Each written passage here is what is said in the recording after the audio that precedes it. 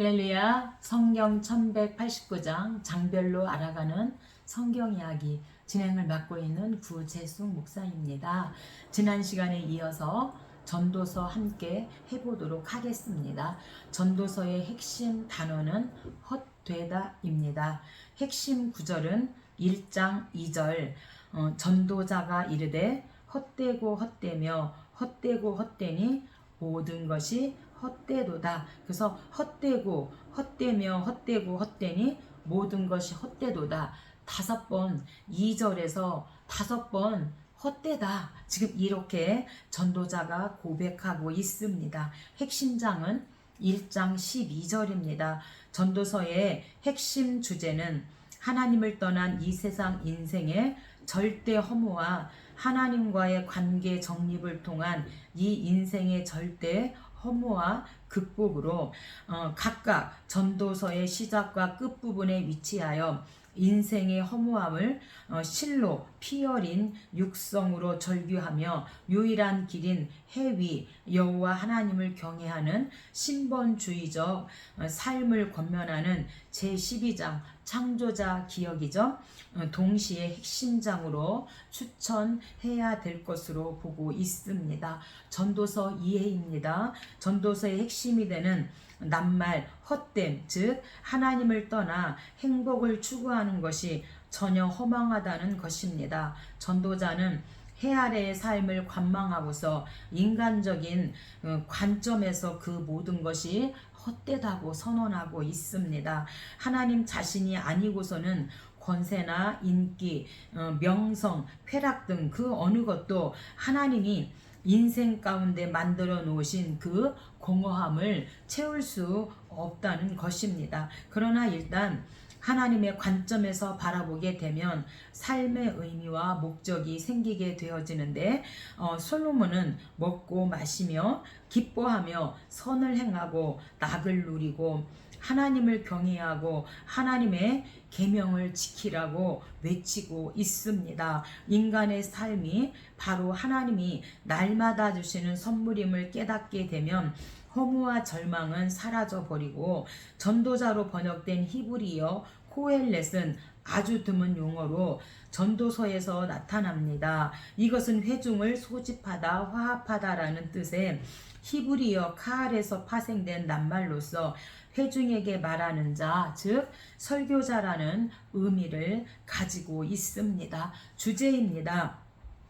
전도서의 주제는 이 땅에 궁극적 소망을 둔 인생은 허무와 무의미의 늪을 벗어나지 못하며 전능하신 창조주 하나님과의 올바른 관계를 갖고 살아갈 때 비로소 생의 가치와 의미를 깨달을 수 있다는 것입니다. 전도서는 부정적인 주제에 대해 서술하고 있지만 한편으로는 선하시며 의로우시며 주권자이신 하나님을 경외함으로써 인생의 허무함을 극복할 수 있다는 긍정적인 주제도 전개하고 있습니다. 누가 기록했는가? 저자입니다.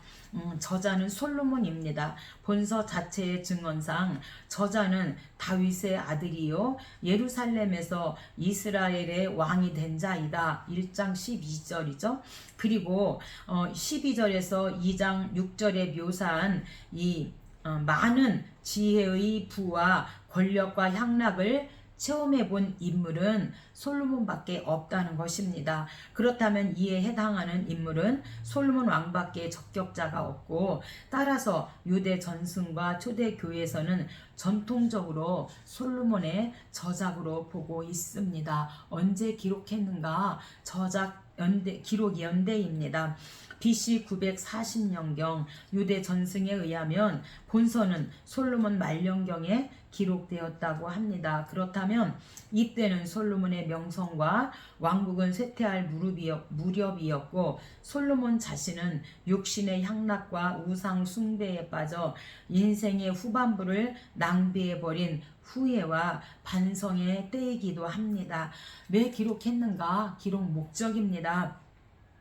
기록 목적은 자신의 경험을 토대로 하여 하나님을 떠난 혹은 하나님 없는 인생의 모든 지식, 문화, 권력, 재물, 향락 등으로 결코 만족할 수 없고 모두 결코 헛되고 무의미함을 깨닫게 일깨워주기 위해서 기록했고, 두 번째는 해 아래 인생의 무상함을 통해서 오직 해위 하나님과의 올바른 바른 관계만 회복만이 인생의 참 본분이요 영원한 가치임을 교훈하기 위해서 기록하였습니다. 전도서에서 어떻게 그리스도를 볼 수 있는가? 전도서는 하나님과의 교제가 없는 삶의 공허함과 혼란스러움을 설득력 있게 묘사하고 있습니다. 사람은 각기 영원을 사모하는 마음을 가지고 있는데 그리스도만이 궁극적인 만족, 기쁨, 지혜를 주실 수 있다는 것입니다. 인간의 지구에 서는 삶을 풍성하게 하시는 한 목자에서 발견됩니다. 우리가 전도서는 1장입니다. 전도서 1장 인생 희락입니다. 기자는 먼저 자신의 신분을 밝힌 후에 만물이 헛되다고 하는 본서의 주제를 제시하고 있습니다. 그가 헛되다고 하는 것이 인간사 전반부와 만물의 존재 자체에 대해서라는 점에서, 그리고 그는 온갖 부귀와 공명을 다 누려본 이스라엘 왕이요 전무후무한 지혜를 소유한 사람이었다는 점에서 이 주제에 심각성이 있습니다. 1절입니다. 성경 갖고 계신 분은 저와 함께 성경을 찾아가면서 함께 은혜를 나누면 좋겠습니다. 다윗의 아들 예루살렘 왕 전도자의 말씀이라. 그래서 다윗의 아들은 본서 어디에도 명확한 언급은 없으나 전통적으로 솔로몬 왕이 자신을 지칭한 표현으로 그렇게 보고 있습니다. 2절입니다. 전도자가 이르되 헛되고 헛되며 헛되고 헛되니 모든 것이 헛되도다. 그래서 헛되고 헛되다는 것은 히브리어로 하벨 또는 헤멜로서 본서에서 가장 중요한 단어 가운데 하나로 약 35회 정도 사용하고 있습니다. 원래 이 히브리어의 그 입김, 안개, 바람 등을 뜻하며 추상적으로는 텅 빈 공허함, 덧없음을 의미하며 헛된 것들 중에서도 최고로 헛된 것을 의미하고 있습니다. 8절입니다. 눈은 보아도 족함이 없고 귀는 들어도 가득 차지 아니하도다. 그래서 주님이 나를 얼마나 사랑하시는지를 깨닫는 것으로 영적인 기쁨이 있을 때 비로소 참 만족이 있다, 이렇게 말씀해 주고 있습니다. 10절입니다. 우리가 있기 전 오래전 세대들에게도 이미 있었느니라. 내가 해 아래에서 행하는 모든 일을 보았노라. 보라, 다 헛되어 바람을 잡으려는 것이로다. 그래서 바람은요, 하나님의 존재를 인식하지 못하고 세상적 욕망을 따라 성취하려는 그런 노력을 지금 바람을 잡으려는 것이로다, 이렇게 표현하고 있습니다. 2장입니다. 2장은 쾌락과 수고도 다 헛되다. 하나님 없는 인생은 우리가 해 아래서 수고하는 수고도 쾌락도 헛되다고 전도자는 말씀하고 있습니다.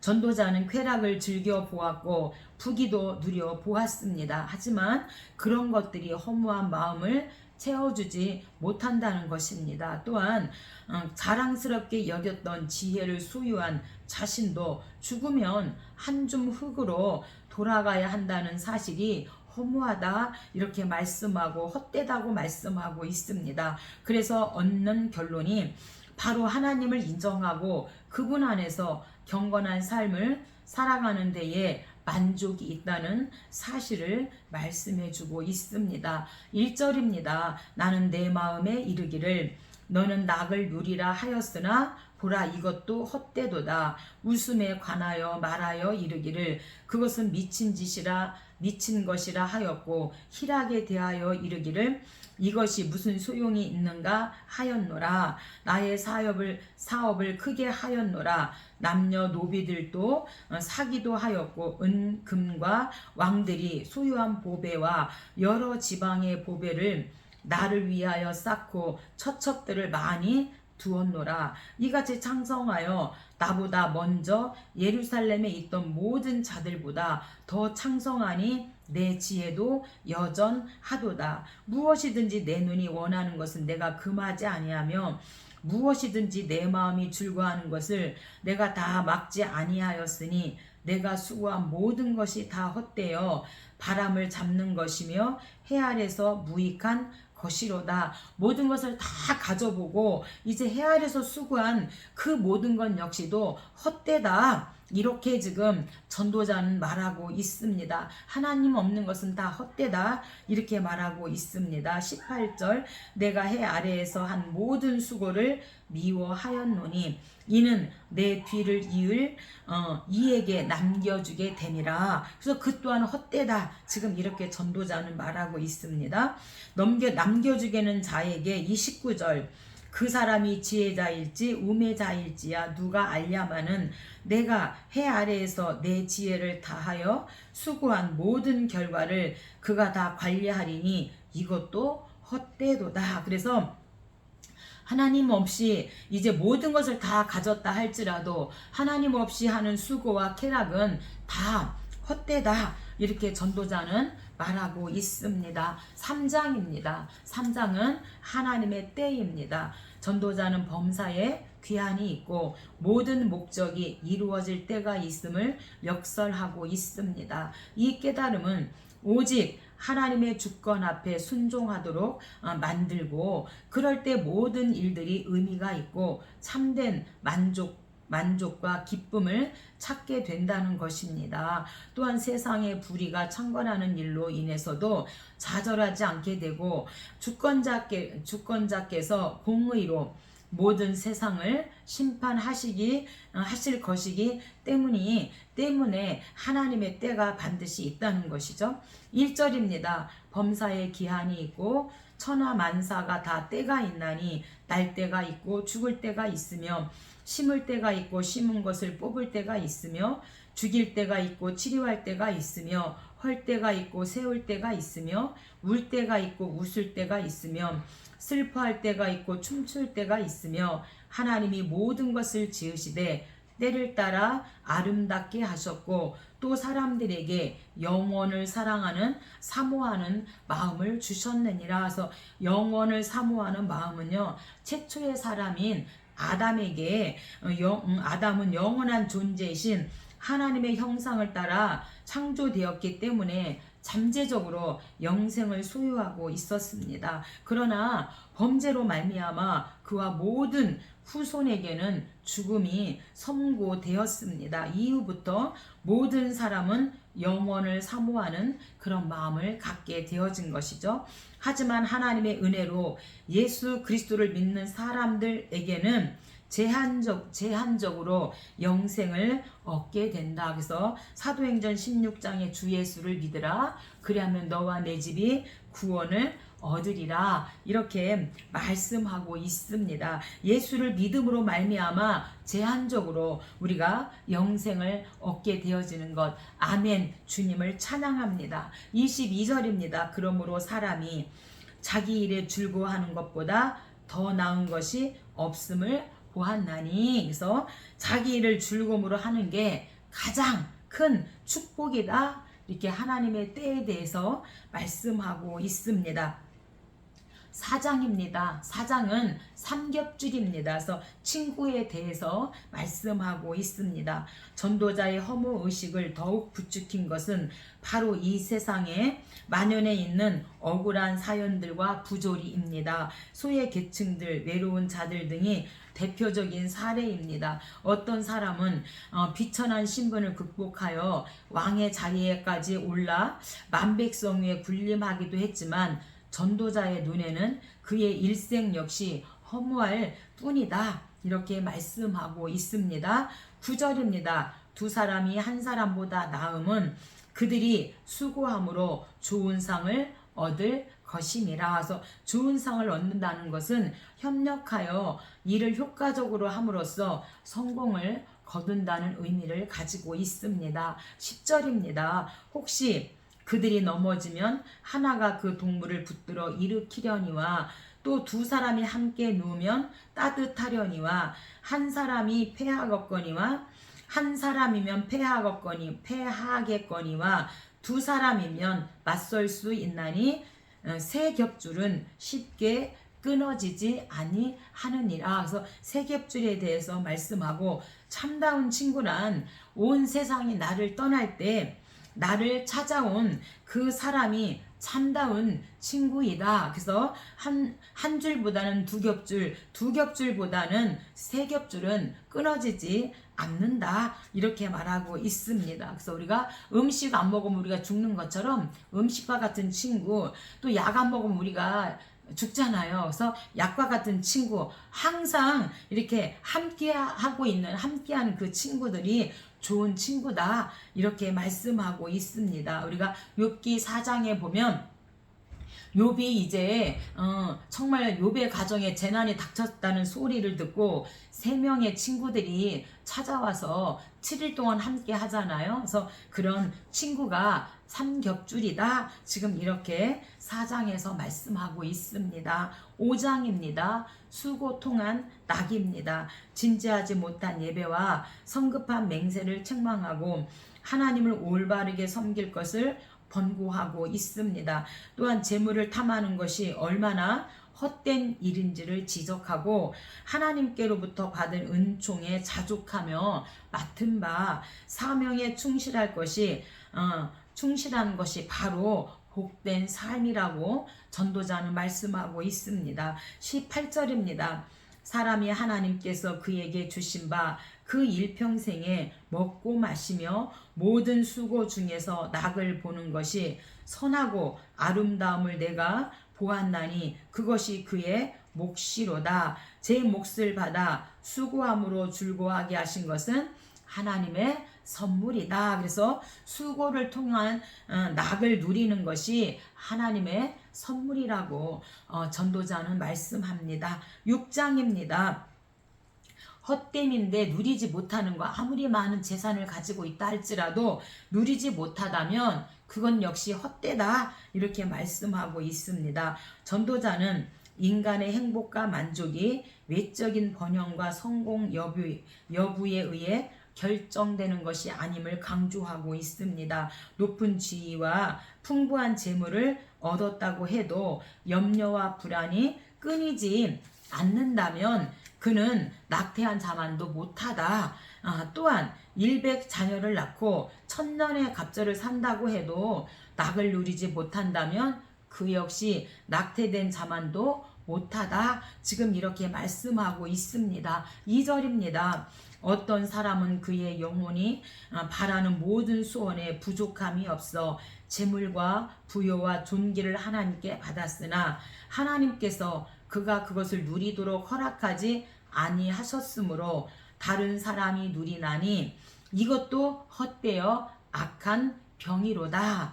아무리 많은 것을 하나님께 받았다 할지라도 누리도록 허락하지 않았다면, 그래서 내가 누리지 못한다면 이것도 헛되다. 그래서 그의 영혼이 바라는 모든 소원에 내 그 영혼은요, 히브리어로 네페시, 그래서 어원적으로 목숨, 혼, 생명력, 마음, 식욕, 목구멍 등 다양한 의미를 가지고 있습니다. 그런데 마음에 원하는 것을 다 얻을 수 있는 사람일지라도 식욕을 만족시킬 수 없다는 것은 아이러니가 아닐 수 없는 것이죠. 3절입니다. 사람이 비록 100명의 자녀를 낳고 또 장수하여 사는 날이 많을지라도 그의 영혼은 그러한 행복으로 만족하지 못하고 또 그가 안장되지 못하면 낙태된 자가 그보다도 낫다 하나니. 그래서 정말로 그가 죽어서 묘실에 안장되지 못한다면 그 역시 낙태된 자가 더 낫다. 지금 이렇게 말하고 있죠. 그래서 우리가 자식 농사 실패하면 이렇게 될 수도 있어요. 안장되지 못할 수도 있습니다. 그래서 하나님을 경외하는 자녀로 키워라. 이렇게 지금 전도자는 말하고 있는 것입니다. 7장입니다. 7장은 초상집 지혜입니다. 초상집에 가는 것이 잔치집에 가는 것보다 더 나은 이유는 인생의 비극을 통해서 진지하게 삶을 돌아볼 기회를 가질 수 있기 때문입니다. 한평생을 살아가면서 슬픈 일도 만나고 기쁜 일도 만나는데 하나님이 이 두 가지 일들을 번갈아 겪게 하시는 것은 이러한 갖가지 일들을 통해 지혜롭게 대처하는 법을 배우게 하시기 위함입니다. 2절입니다. 초상집에 가는 것이 잔치집에 가는 것보다 나으니 모든 사람의 끝이 이와 같이 됨이라. 산자는 이것을 그의 마음에 둘지어다. 그래서 초상집은요, 인생 종착역을 알게 해주잖아요. 그래서 초상집에 가는 사람은 지혜로운 사람이다. 4절입니다. 지혜자의 마음은 초상집에 있으되 우매한 자의 마음은 혼인집에 있느니라. 형통한 날에는 기뻐하고 곤고한 날에는 되돌아 보아라. 이 두 가지를 하나님이 병행하게 하사 사람이 그의 장래일을 능히 헤아려 알지 못하게 하셨느니라. 그래서 하나님께서 장래일은 알지 모르게 그렇게 하셨다. 15절입니다. 내 허무한 날을 사는 날 동안 그 모든 일을 살펴보았더니 자기의 의로움에도 불구하고 멸망하는 의인이 있고 자기의 악행에도 장수하는 악인이 있으니. 그래서 허무한 날은요, 전도자가 여태까지 살아왔던 모든 날들을 가리키고요, 짧은 생애와 같은 인생이 바로 허무한 날이다, 이렇게 말씀하고 있습니다. 16절입니다. 지나치게 의인이 되지도 말며 지나치게 지혜자도 되지 말라. 어찌하여 스스로 패망하게 하겠느냐. 8장입니다. 8장은 하나님의 뜻은 모른다, 하나님의 뜻 모름입니다. 본장의 전반부는 왕의 권면에 복종하라는 권면이고 후반부는 하나님의 주권적인 섭리에 순종하라는 권면입니다. 하나님이 살아계시다면 과연 악인이 흥황하고 의인이 고통받는 현실이 용납될 수 있을까는 그러한 의문도 종종 제기되고 있습니다. 전도자의 결론은 하나님을 경외하지 않는 자의 결말은 파멸로 끝나고 만다는 것을 말씀해주고 있습니다. 14절입니다. 악인들의 행위에 따라 벌을 받는 의인들도 있고 의인들의 행위에 따라 상을 받는 악인들도 있다는 것이라. 내가 이르노니 이것도 헛되도다. 또 내가 하나님의 모든 행사를 살펴보니 해 아래에서 행해지는 일을 사람이 능히 알아낼 수 없도다. 비록 지혜자가 아노라 할지라도 능히 알아내지 못하리로다. 그래서 하나님의 뜻은 모른다. 그래서 능히 알아낼 수 없다는 뜻은 하나님의 주권적인 행사에 대한 사람의 지식의 한계를 3번씩이나 강조해서 밝히고 있는데, 사람의 모든 지속적인 노력과 경험에도 불구하고 하나님께서 하시는 일은 여전히 신비로 남아있다는 것입니다. 그래서 하나님의 뜻은 알 수 없다, 이렇게 말씀합니다. 9장입니다. 살아있는 개가 죽은 사자보다 낫다고 전도자는 말씀하고 있습니다. 얼핏 보면 전도자가 마치 횡설수설하는 것처럼 여길 수도 있지만 의와 지혜를 추구하는 삶을 고귀하게 여기는 듯하다가 이내 그것마저 허망하다고 단정 짓는 듯이 보이기 때문에 그렇습니다. 하지만 전도자의 중심은 결코 흔들리지 않습니다. 이런 표현을 사용한 것은 그만큼 현실이 다양하고 하나님의 뜻이 헤아리기 힘들 정도로 깊기 때문입니다. 4절입니다. 모든 산 자들 중에 들어있는 자에게는 누구나 소망이 있음은 산 개가 죽은 사자보다 낫기 때문이니라. 산 자들은 죽을 줄을 알되 죽은 자들은 아무것도 모르며 그들이 다시 상을 받지 못하는 것은 그들의 이름이 잃어버린 바 됨이니라.